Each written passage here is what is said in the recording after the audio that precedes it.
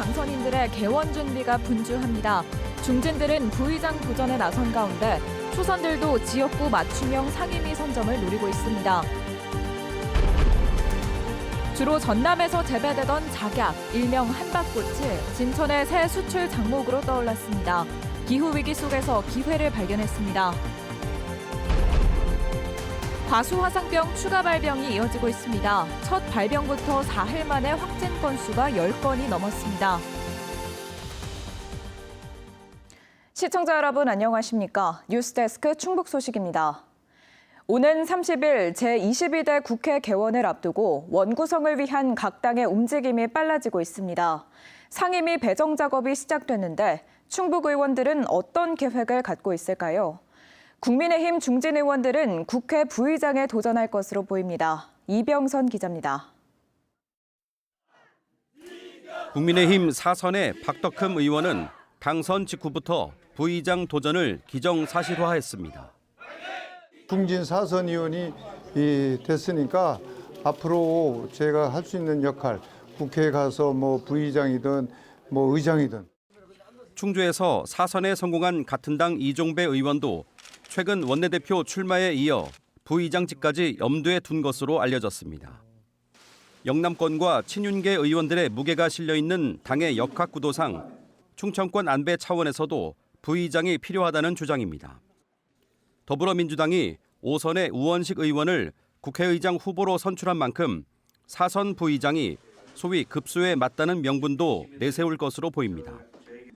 재선에 성공한 이후 현재 당 비상대책위원으로 활동 중인 엄태영 의원은 국토교통위원회를 계속 맡겠다는 뜻을 밝혔습니다. 국가산단, KTX와 고속도로 등 지역 현안이 직결돼 있고 특히 코레일 관련 공공기관 유치에 유리하다고 판단한 겁니다. 민주당은 22대 국회 상임위 배정을 앞두고 당선인들로부터 희망 상임위 신청을 받았습니다. 재선에 성공한 이모선 의원은 1순위로 농림축산식품해양수산위원회, 2순위는 국토위를 희망했습니다. 도농복합지역인 중부 3군의 농산업을 지원하고 농민들의 목소리를 대변하기 위해서라고 이유를 밝혔습니다. 모두 초선인 청주권 당선인 4명도 사전 협의를 거쳐 희망 상임위를 신청한 것으로 전해졌습니다. 청주 상당 이강일 당선인은 1순위로 정무위, 2순위 산자위를 선했습니다. 쇠락한 원도심의 부활, 자영업자와 소상공인, 전통시장을 위한 정책, 금융 관련 입법에 주력하기 위해서입니다. 청주 서원 이광희 당선인은 1순위 행정안전위원회, 2순위 교육위원회를 신청했습니다. 행안부 특교세 등 공약 관련 국비 확보와 지역 현안 해결에 행안위가 도움이 된다고 판단한 겁니다. 청주 흥덕 이현희 당선인은 1순위 국토위, 2순위 산업통상자원 중소벤처기업위원회를 희망했습니다.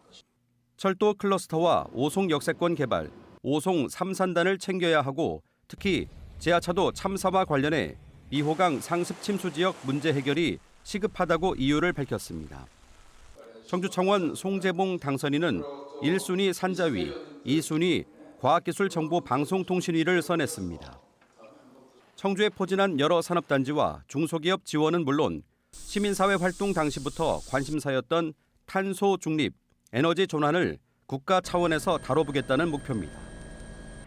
22대 국회 개원이 13일 앞으로 다가온 가운데 충북 국민의힘 중진들의 부의장 도전, 민주당 초선들의 상임위 배정이 희망대로 실현될지 주목됩니다. MBC 뉴스 이병선입니다. 올해 첫 과수화상병이 나온 충주에서 발병 농가가 추가로 확인됐습니다. 방역당국은 어제 오후 6시 기준 충주시 산청면의 사과농가 2곳에서 과수화상병이 발견돼 전체 1.5헥타르를 매몰하고 있습니다. 이로써 올해 충북에서는 충주와 음성 등 2개 시군 8개 농가에서 4헥타르가 과수화상병에 감염된 것으로 집계됐습니다. 지난해 충북에서는 모두 106건 38.5헥타르에서 과수화상병이 발병했습니다. 때이른 고온 현상으로 고추 바이러스 매개 병해충 출몰 시기가 평년보다 일주일 정도 앞당겨질 전망입니다. 충북 농업기술원은 지난달 평균 기온이 평년보다 3도 정도 높은 17도를 웃돌면서 보통 5월 말이나 6월 초 나타나기 시작하는 진딧물과 총채벌레 등이 일주일 정도 앞선 이달 중하순부터 나타날 수 있다고 내다봤습니다. 이에 맞춰 방제 시기를 앞당기고 계통이 다른 2가지 이상의 약재를 교차 살포할 것을 당부했습니다. 화려한 모습 덕에 일명 한박꽃으로 불리는 진천 작약이 해외 수출길에 오르고 있습니다. 요즘 화훼 산업이 많이 어렵다고 하는데 진천군이 주로 전남에서 재배하던 이 꽃을 키워 틈새 시장을 공략하고 있습니다. 허재 기자가 보도합니다. 연분홍색 몽우리가 수줍은 자태를 드러냅니다. 몽우리 때와 달리 활짝 피면 100장이 넘는 꽃잎으로 화려함이 극에 달해 한박꽃으로도 불리는 꽃 작약입니다. 한 화훼 법인을 중심으로 진천 20여 농가가 장목반을 이루고 있습니다. 진천 작약은 해마다 재배 면적이 늘면서 4헥타르까지 늘어난 상태입니다. 올 한 해는 100만 송이 가까이 생산될 것으로 보입니다. 겨울을 나야 하는 작약은 동남아 국가에선 재배가 안 돼 지난해 태국의 삼만부를 시작으로 해외 수출길에도 오르기 시작했습니다. 올해는 대만과 말레이시아에서도 관심을 보이면서 새로운 시장을 개척했습니다. 지난주부터 매주 대만으로, 이번 주부터는 말레이시아로 1톤가량을 수출하기 시작했고 미국 수출도 논의하고 있습니다. 대만은 이제 일본에서 작약을 갖다 썼었는데 오히려 한국 물건에 대해서 아주 호감이 좋고요. 그다음에 이제 말레이시아 같은 경우도 최근 이제 다음 주에 불교 행사가 있는데 저희들 작약을 쓰겠다고 연락이 와서 저희들이 이제 선적을 한 그런 상황입니다. 5월 중순 몽우리 상태로 한꺼번에 수확하는 작약은 2달 가까이 냉장 보관이 가능해 7, 8월까지 수출에 문제가 없습니다.